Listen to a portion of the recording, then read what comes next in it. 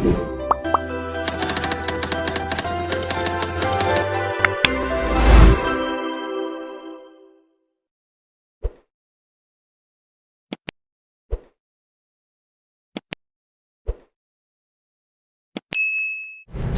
Suara Tapian, saya berkesempatan wawancara dengan seorang perempuan Batak yang concern dengan sejarah dan dia sangat peduli dengan budaya Batak.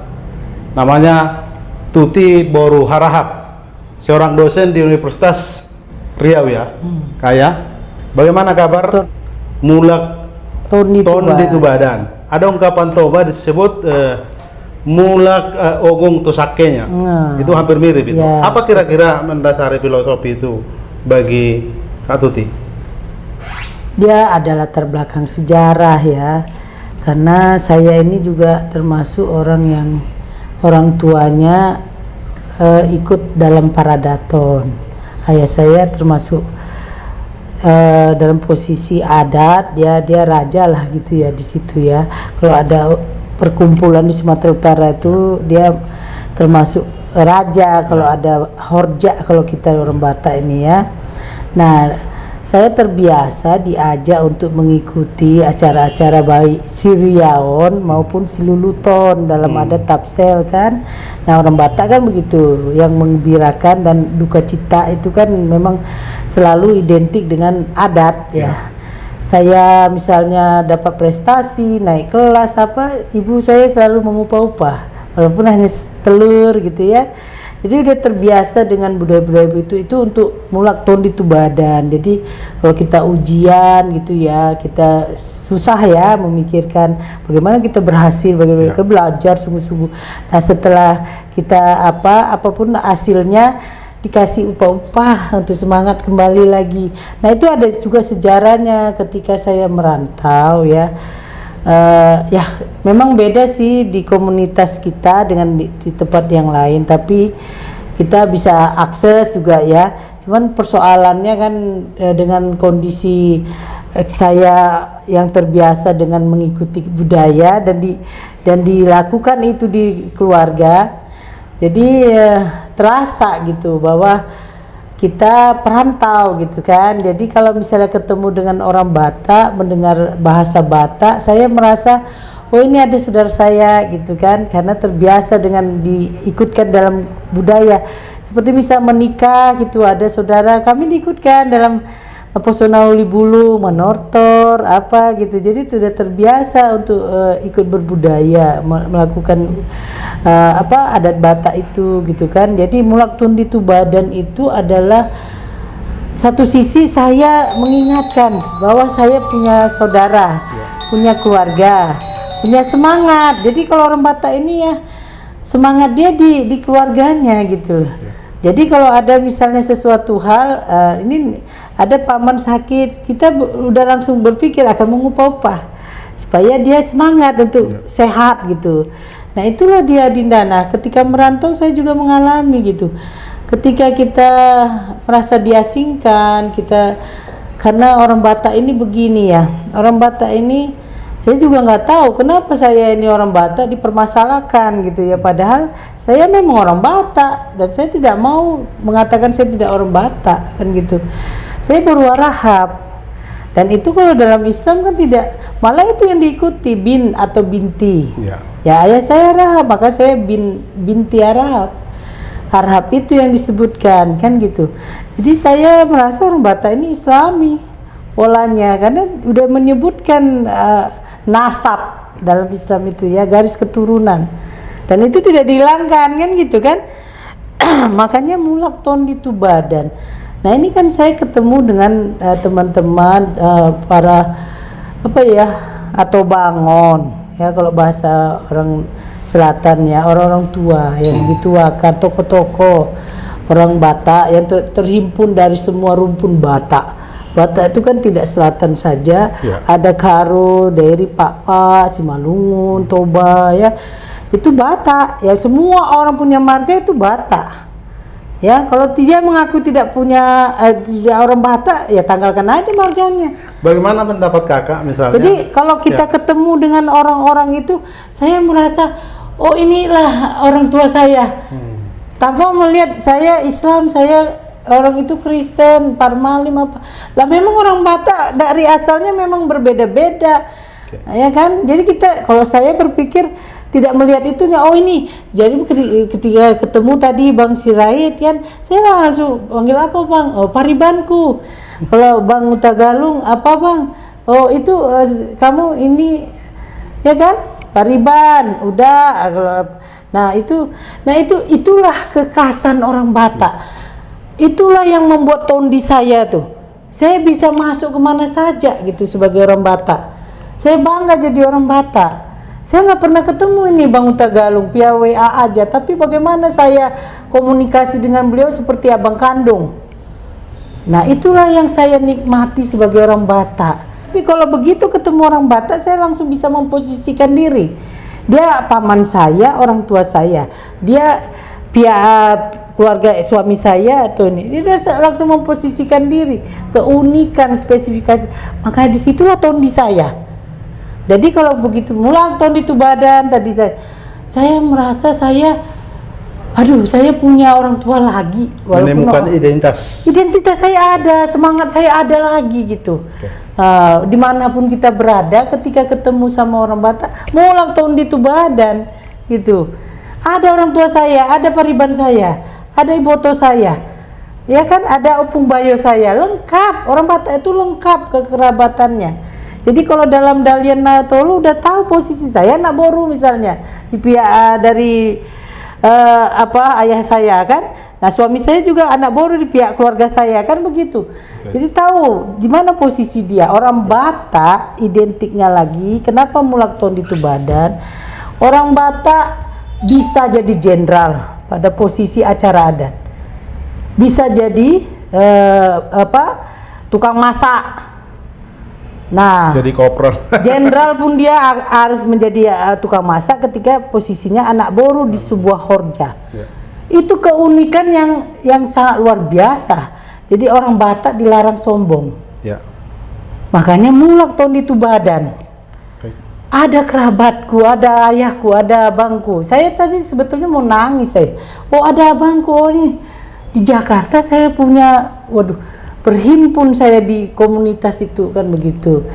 Itulah pengalaman juga ketika kita berada di posisi yang berbeda budaya, kayak seperti saya kan di Riau ya.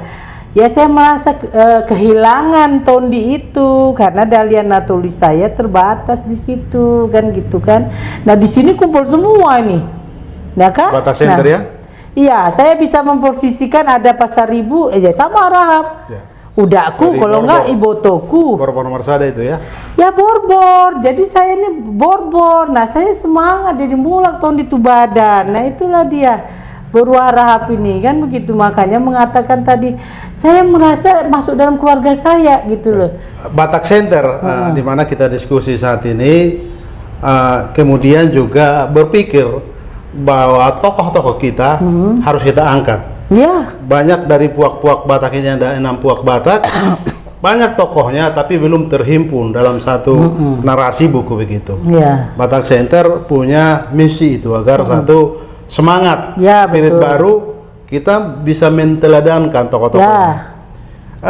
Saya dengar juga ini pernah cerita dari Kak Tuti, seorang tokoh di misalnya di Riau, Tuanku Tuan Busai, banyak informasi juga itu ternyata orang Batak Harahap juga bisa cerita sedikit. Ya, alhamdulillah saya dibuat Allah Subhanahu wa taala ya menjadi saksi sejarah bagaimana kami waktu itu mengikuti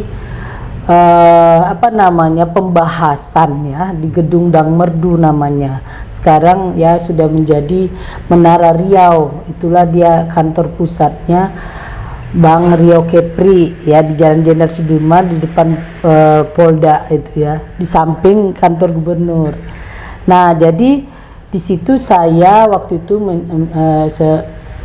perwakilan dari komunitas aktivis ya. Nah, diundang. Jadi kami menghadiri. Saya juga nggak tahu Tembusa itu Arahap. Disitulah saya tahu gitu ya. Jadi waktu itu kan otonomi daerah ya. Biasa kita udah semua daerah mengetahui bagaimana otonomi daerah kan gitu, pertama di launching kan itu ya. Nah jadi orang berpikir tentang daerah kan gitu kan.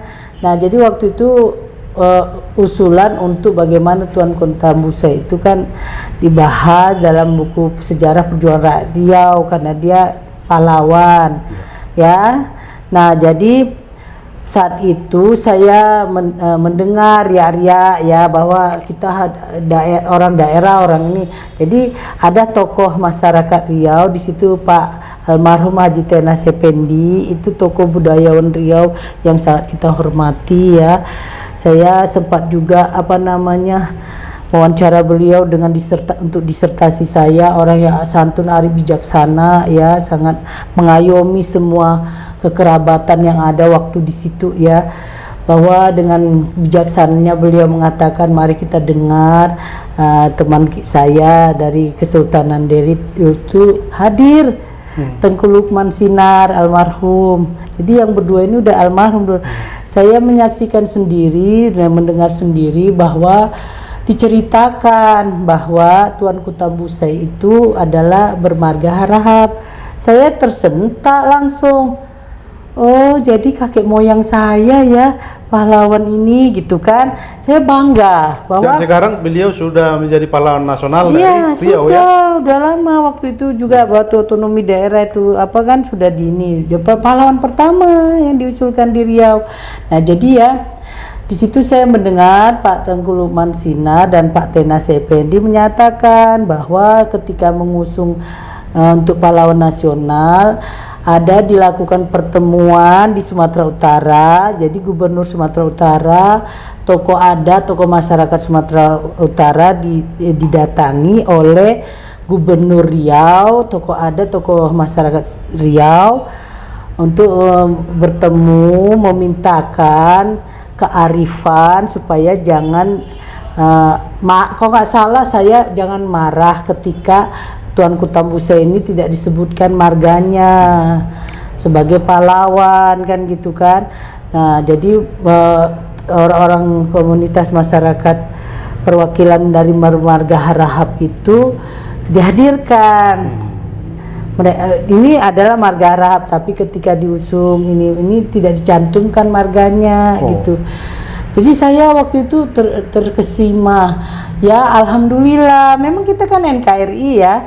Nah kalau zaman penjajahan, perjuangan kemerdekaan memang semua orang kan bergegas saling membantu ya dari mana saja ya, karena Riau kan dekat dengan Tapanuli Selatan. Jadi waktu itu ya saya berpikir, oh ya Allah subhanallah, zaman dulu orang-orang saling membantu untuk perjuangan NKRI ini. Memang statement Pak Tenas saya ingat waktu, janganlah kita seperti katak di bawah tempurung, karena di Riau ini semua orang dari macam-macam etnis turut serta memperjuangkan kemerdekaan. Ada waktu itu saya kurang ingat, Letkol Tugiman dari Jawa, orang Jawa, ada yang dari Sumbar, semua punya kontribusi. Orang Riau semua punya kontribusi untuk perjuangan kemerdekaan di Riau kan gitu kan. Nah itulah saya bangga gitu sebagai Boru Warahap ya. Ternyata ya opung Tuan Kota Busa itu ya kakek moyang saya kan gitu ya. Nah itulah, jadi memang dari Tapanuli Selatan asal usulnya disebutkan marga harahapnya itu kan gitu. Terus saya juga ikut serta dalam itu saya mendengar sendiri dan menyaksikan sendiri pernyataan itu saat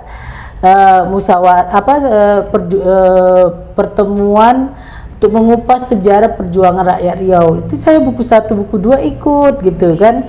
Jadi tokoh-tokoh sejarah berkumpul di situ, mahasiswa, elemen masyarakat, ormas dan sebagainya kan. Nah, jadi saya juga ada pengalaman Adinda ya. Pada saat saya ikut tim pemekaran itu saya ikut tim dari Notulensi, saya buat untuk tim Kemendagri ya. Ada namanya pertemuan musyawarah besar masyarakat Kuantan Sengingi untuk pembentukan Kabupaten Kuantan Sengingi. Nah, ketika kita meninjau situs-situs yang menjadi kelayakan ya, bagaimana Kuantan Senging ini layak untuk diperjuangkan menjadi kabupaten baru kan gitu, karena ada persoalan historis ya. Nah, pada saat itu saya disampaikan ada di situ namanya Desa Simandola ya, di depan desa itu ada patung gajah putih ya, ada monumen. Nah, tokoh masyarakat, tokoh adat di situ menyampaikan, saya kurang ingat siapa yang, tapi ada dari fakultas juga ada waktu itu ya, menyampaikan bahwa itu adalah bermarga harahap. Mengapa dibuat monumennya? Karena perjuangan kemerdekaan di Kuantan Senging itu dibantu sama pasukan dari Sibuan Tapanuli Selatan. Nah, pemimpin Gajah Putihnya itu, pasukan Gajah Putihnya itu Harahap marganya katanya. Siapa namanya? Saya kurang ingat, tapi bisa kita lihat di monumen itu. Saya sekali lihat itu ya, dijelaskan sedetail itu gitu. Ya Allah, saya gitu lagi ya. Alhamdulillah saya berada pada posisi yang sangat bangga ya, bahwa saya keturunan marga Harahap. Kami adalah orang-orang yang turut serta membantu perjuangan kemerdekaan di Riau. Nah, ketika di Istana Siak juga begitu, bahwa saya melihat di situ tuan guru mereka itu bermarga Harahap juga, dan diceritakan bahwa di sebelah istana itu dia diberi penghargaan oleh raja tempat tinggalnya tuan gurunya, dan juga makamnya juga dekat dengan kerajaan gitu kan. Jadi saya makin menguatkan bahwa kita Indonesia kok, orang Batak membantu di mana-mana. Saya baru Batak bangga jadinya bahwa kakek moyang saya ikut serta membantu pergerakan bahkan menjadi tuan guru, ulama kan begitu ya, bahwa kita saling membantu di Indonesia ini gitu. Sejak dulu memang marga Harahap terkenal, tokoh-tokoh nasional. Iya. Tetapi bukan hanya Harahap sebenarnya, Batak dari Tapanuli Selatan umumnya juga karena lebih tersentuh pertama pendidikan, peradabannya lebih banyak. Tapi belakangan kan kita tidak ada segelintir orang juga mendengungkan bahwa mereka tidak Batak begitu. Bagaimana pendapat Anda begitu? Ya, gimana ya? Yang saya pahami ya, mungkin Adinda bisa tanya di toko yang budayawan Batak ya, atau tokoh lain lah, budaya lain, adat lain yang bermarga itu orang apa disebut? Kalau garis besar suku ya itu kan disebut Batak ya. Ada nggak suku lain bermarga? Saya rasa kan tidak ya. Nah, maka ketika dia dicantumkan marga, dia mengaku dia bermarga, maka dia disebut orang Batak. Nah, kenapa dia harus takut jadi orang Batak? Tidak mengaku jadi orang Batak? Saya pun nggak ngerti. Itu bisa ditanyakan langsung lah pada pihak-pihak yang tidak mengakui bahwa dia orang Batak. Ya, jadi saya bangga jadi orang Batak. Saya orang Batak. Kenapa rupanya? Kan begitu. Maaf ya, statementnya kan saya orang Batak. Kenapa rupanya gitu loh? Ada masalah? Kan begitu kan? Nah, ya kan? Nah. Nah, ketika orang mengaku tidak orang Batak, ya gak usah pakai marga deh, kan begitu. Karena Batak identik dengan marga. Marga itu adalah komunitas orang Batak. Tidak ada di mana-mana itu di suku lain. Ada nggak? Oke Kak, terima kasih nih sudah memberi ruang kesempatan bagi saya ingin menyampaikan kepada, sebagai saya ini sebetulnya generasi muda ya, tapi udah menuju menengah ya, menuju masa tua ya, jangan takut jadi orang Batak, jangan malu jadi orang Batak, apalagi sampai menanggalkan marga anak-anak orang Batak ya. Kenapa marga anaknya tidak ada? Lah takut, katanya takut dapat kerjaan, nggak dapat kerjaan karena punya marga. Ketakutan sekali ya. Berarti kamu tidak mengakui keimanan kamu kepada Tuhan. Loh, berarti kamu tidak mengakui bahwa kamu diciptakan Tuhan menjadi orang Batak. Berarti kamu tidak selesai urusannya dengan Tuhanmu. Nah, Rezeki, jabatan, semua itu kan urusan Tuhan. Kenapa harus disangkut pautkan dengan marga? Saya juga mohon maaf ini kepada semua komunitas, etnis, suku, bangsa ya. Saya orang Batak bermarga. Saya orang Indonesia. Ya. Mari kita sama-sama menghargai. Ya. Jadi ketika orang Batak bertemu jangan bicara agama. Tapi bicara mudar, sedarah. Kerap kali kita karena agamanya Kalau dalam Islam itu kan ada ya, orang yang tidak seiman dengan kita itu adalah saudara dalam kemanusiaan. Di situ titik temunya. Tidak urusan saya, urusan dia mau agama apa. Urusan saya adalah menyambung silaturahmi, persaudaraan, ya, sesama manusia, apalagi sesama darah. Ya. Satu darah, kan gitu.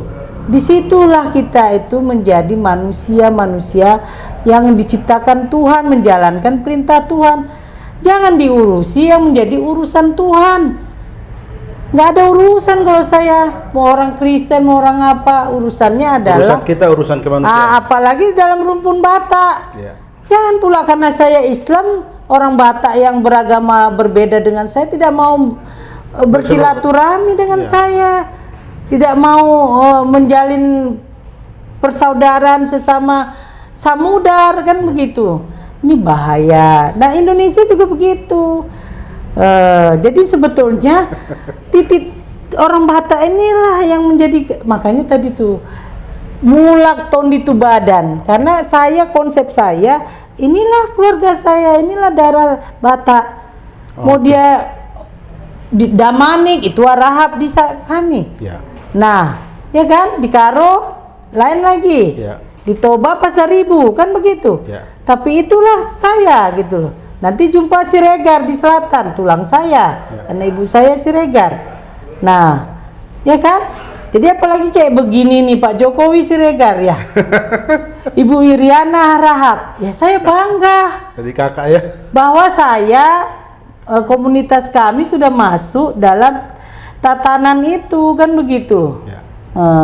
Yang menarik tadi membuat saya tersentuh. Saya Batak, apa rupanya gitu ya? Saya Batak. Kenapa rupanya? Oke. Ada masalah? Terima kasih Kak. Mari kita bersatu untuk kemanusiaan. Jangan takut menjadi orang Batak. Jangan menanggalkan marga Batak untuk anak-anaknya. Jangan menghilangkan mudar. Oke. Dalam Islam itu adalah bin dan binti. Oke. Batak itu Islami. Terima kasih. Terima Kak. kasih. Assalamualaikum warahmatullahi wabarakatuh. Horas, Horas. menjua-jua, jua-jua.